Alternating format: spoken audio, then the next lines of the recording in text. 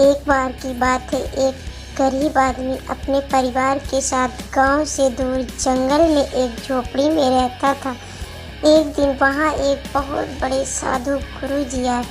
गुरुजी के साथ उनका शिष्य भी था। शाम का समय हो गया था। गुरुजी और शिष्य दोनों गरीब आदमी की झोपड़ी के पास गए और गरीब आदमी से कुछ खाने के लिए मांगा। गरीब आदमी ने उन्हें कुछ मीठे आम लाकर दिए।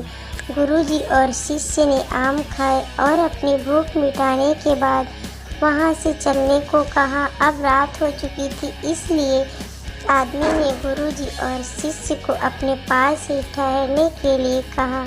गुरुजी ने पहले तो मना किया, लेकिन ज़्यादा कहने पर गुरुजी वहां ठहरने के लिए मान गए। सोने का समय आ गया। गुरुजी ने गरीब आदमी से पूछा कि आप क्या काम करते हो? तो इस गरीब आदमी ने कहा, मेरी झोपड़ी के पास एक आम का पेड़ है। हम उस पर लगे आमों को खाकर गुजारा करते हैं। बस ऐसे ही सब कुछ चल रहा है। बातें करते करते ज़्यादा रात हो गई थी। नींद आने लगी और सब लोग सो गए। रात में गुरुजी की आंखें खुली। उसने अपने शिष्य को जगाया और बोला, ऐसा करो, ये पास में जो आम का पेड़ है उसे तुम जड़ से काटना और ध्यान रहे कि किसी को इस बात का पता नहीं चलना चाहिए। शिष्य बोला, गुरुजी, इस आदमी ने आपको खाना खिलाया, आपको यहाँ रुकने के लिए कहा और आप उस पेड़ को कटवाना चाहते हो जिससे उसका जीवन चल रहा है। शिष्य ने गुरुजी से कहा, एक बार और सोच लो, आप ये ठीक नहीं कर रहे हो। ये किसी के पेट पर लात मारने से कम नहीं है। गुरुजी ने कहा, मैं जितना कह रहा हूँ उतना करो।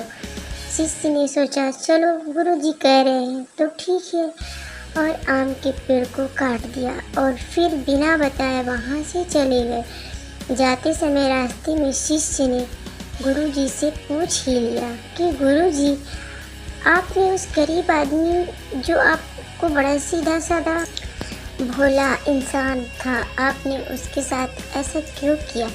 बल्कि आपको उसे कुछ अच्छा ज्ञान देना चाहिए था जिससे वह अपने जीवन में उपयोग कर सकता था, उसका जीवन और बेहतर हो सकता था। लेकिन आपने तो उसके साथ बहुत गलत किया। इस बात पर गुरुजी ने अपने शिष्य से कहा, तुम्हें इसका उत्तर चाहिए तो तुम उस गरीब आदमी के पास कुछ दिनों बाद आना, तुम्हें अपने आप मिल जाएगा उत्तर। अब शिष्य और गुरुजी अपने कार्य में लगे रहे। कई साल बीत गए, लेकिन इस शिष्य को अपने गुरुजी की बात याद थी और उसे जानने की उत्सुकता भी थी। शिष्य अपने गुरुजी से आज्ञा लेकर उस गरीब आदमी का हाल देखने के लिए चल दिया जिसका आम का पेड़ गुरुजी ने कटवा दिया था। शिष्य उसी जगह पहुंच गया और वो पुरानी झोपड़ी खोजने लगा, लेकिन वहाँ कोई झोपड़ी नहीं थी। यह सब शिष्य मन ही मन सोचने लगा कि गुरुजी ने उस आदमी के साथ बहुत बेकार किया था। बेचारा भूख से मर गया होगा या कहीं चला गया होगा। आसपास देखा तो वहाँ एक अच्छा सा मकान बना हुआ था। शिष्य ने सोचा कि चलो इस मकान में कोई होगा, उसी से उस गरीब आदमी के बारे में पूछ लेता हूँ।